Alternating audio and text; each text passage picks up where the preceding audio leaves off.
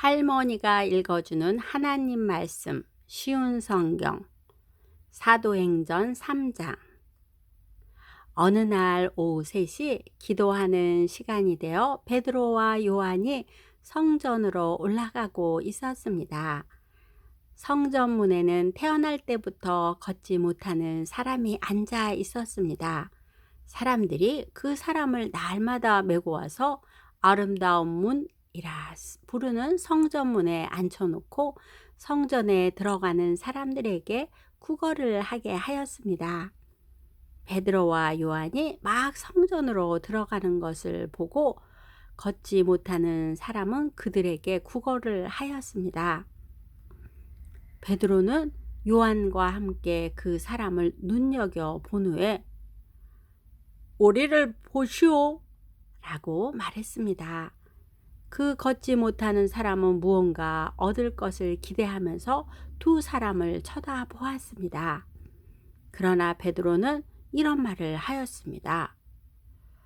은과 금은 내게 없으나 내게 있는 것을 당신에게 주겠소. 나사렛 예수 그리스도의 이름으로 일어나 걸으시오. 이 말을 하면서 베드로는 그 사람의 오른손을 잡아 일으켜 세웠습니다.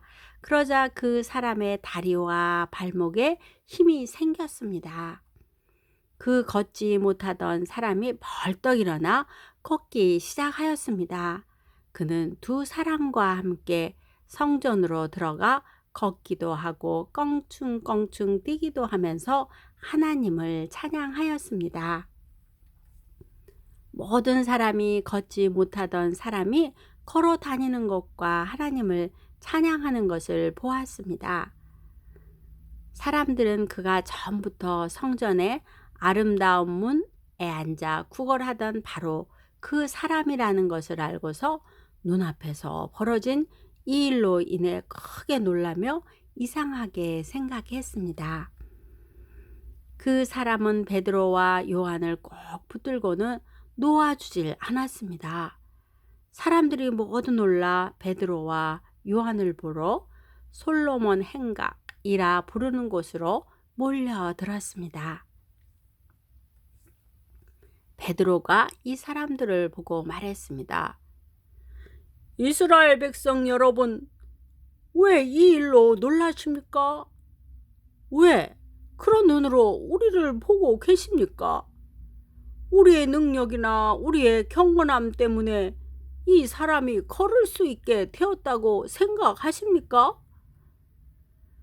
우리 조상의 하나님이신 아브라함과 이삭과 야곱의 하나님께서 그분의 종이신 예수님을 영화롭게 하셨습니다. 여러분은 예수님을 넘겨주어 죽게 했습니다. 빌라도가 그분을 풀어주자고 선고했을 때에도 여러분은 빌라도 앞에서 그분을 부인했습니다. 여러분은 거룩하고 의로우신 예수님을 풀어주는 것을 반대하고 그 대신 살인자를 풀어달라고 요구했습니다. 마침내 여러분은 생명의 주님을 죽였습니다. 하지만 하나님께서는 그분을 죽은 자들 가운데서 살리셨습니다. 우리는 이 일의 증인입니다.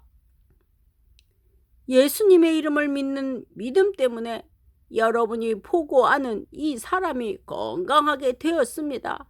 여러분 모두가 보시다시피 예수님의 이름과 그분을 믿는 믿음으로 이 사람이 완전한 치료를 받은 것입니다.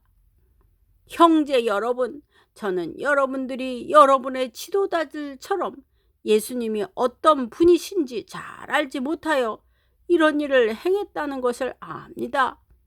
하지만 하나님께서는 모든 예언자들을 통해 그리스도께서 고난을 당하실 것이라고 미리 말씀하셨던 것을 이렇게 이루셨습니다.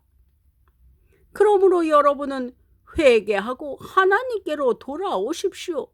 그리하면 여러분의 죄는 씻음 받을 것입니다. 주님께서 주시는 새로운 때가 올 것입니다. 또 주님께서 여러분을 위해 미리 정하신 그리스도 예수를 보내주실 것입니다.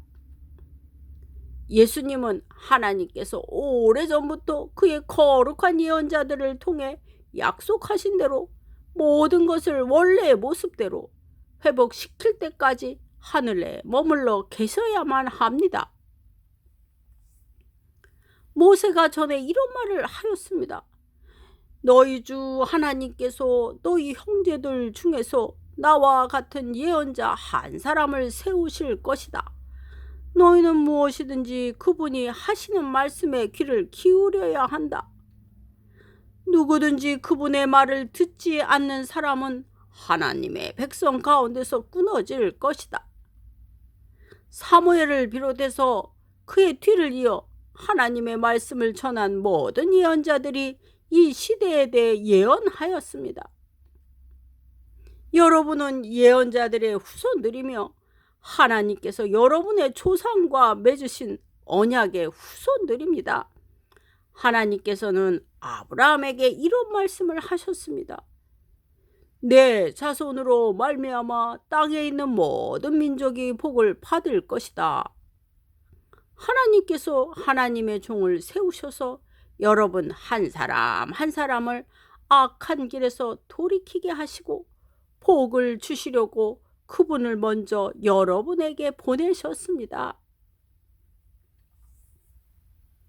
오늘도 하나님 말씀 한 장 잘 듣고 읽었네요.